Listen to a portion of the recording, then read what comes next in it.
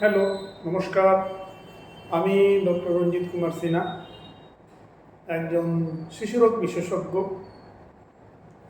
আমি হাওড়াতে প্র্যাকটিস করি। আপনাদের কাছে আবার এসেছি একটা ছোট্ট সমস্যার সমাধান নিয়ে। আমাদের কাছে অনেক বাচ্চা আসেন, তাদের মধ্যে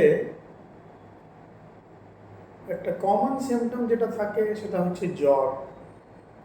সবারই জানা কথা, এটা বিশেষ তো কিছু বলার নেই। কিন্তু প্রশ্ন উঠে আসে কি জ্বর কাকে বলে? জ্বর বলতে ডাক্তারি ভাষাতে আমরা কি বুঝি? জ্বরের পরিভাষা আসলে খুবই পরিষ্কার। থার্মোমিটারে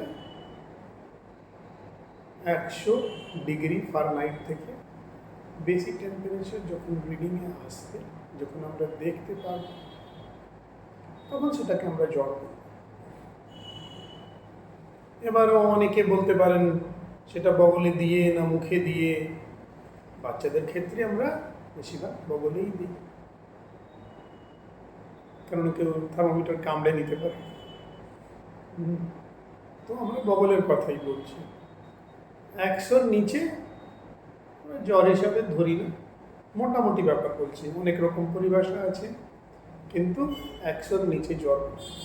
তবে যেটা জরুরি কথা বলার আছে কি, জ্বর বলার জন্য কিন্তু মাপতে হয়।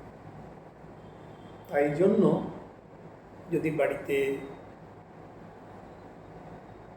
কোনো ছোট বাচ্চা থাকে, বিশেষ করে, বা বড়দেরও দরকার লাগেই, অবশ্যই দরকার লাগে। থার্মোমিটার হচ্ছে একটা স্বাস্থ্যের জন্য জরুরি যন্ত্র, অতীব জরুরি যন্ত্র। আগেকার দিনে আমরা যখন ছোট ছিলাম তখন ডিজিটাল থার্মোমিটার ছিল না, দেখতে অসুবিধে হতো। এখন নানা রকম কোম্পানি আছে, নানা রকম ভালো ভালো থার্মোমিটার আছে, যেখানে আপনাকে সময়েরও খেয়াল রাখতে হয় না।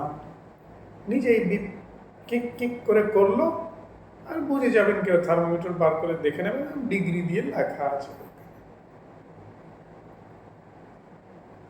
তো শুধু গায়ে হাত দিয়ে, মাথায় হাত বুলিয়ে, আন্দাজে না বলে, যদি যখন বাচ্চার জ্বর আসে তাহলে যদি একটু মেপে লিখে রাখেন, তাহলে চিকিৎসা সংক্রান্ত অনেক সুবিধে হবে। দুটো জিনিস বোঝা যায়। এক, জ্বর আদৌ আছে কি না। অনেক সময় হয়তো আমরা দেখি একদম নর্মাল টেম্পারেচার 98, কিন্তু মা বাবারা বলেন জ্বর জ্বর ভাব একটা। সেটা নানা রকম কারণে সেটা হতে পারে। তারপরে জ্বর কতটা আসছে সেটা বোঝা যাবে, নামছে কি না, কোন কোন সময় আসছে। তাই থার্মোমিটার রেখে ডিজিটাল থার্মোমিটার কিনুন। যদি জ্বরের সন্দেহ হয়, বিন্দু মাত্র বাচ্চার বগলে দিন, বিপের অপেক্ষা করুন, রিডিংটা নেন, আর একটা জায়গায় ডেট টাইম দিয়ে লিখে রাখেন। এটা হলো ছোট্ট ছোট্ট জিনিস, কিন্তু খুবই গুরুত্বপূর্ণ। আমাদের নজর এখন এমআরআই, সিটি স্ক্যানের মতন বড় বড় জিনিসের উপরে চলে গেছে, কিন্তু তাতে থার্মোমিটারের গুরুত্ব কিন্তু কমে যায়নি। যতই পিৎজা বার্গার আসুক, কিন্তু জল আর বাতাসের গুরুত্ব কি কমে? সেটার গুরুত্ব কিন্তু আগেও ছিল, এখনও আছে, বরঞ্চ পিৎজা বার্গার থেকে অনেক বেশি আছে। সেটা যেন খেয়াল রাখবেন। ভালো থাকুন, বাচ্চাদের ভালো রাখুন, নিজেও সুস্থ থাকুন। নমস্কার, অসংখ্য ধন্যবাদ।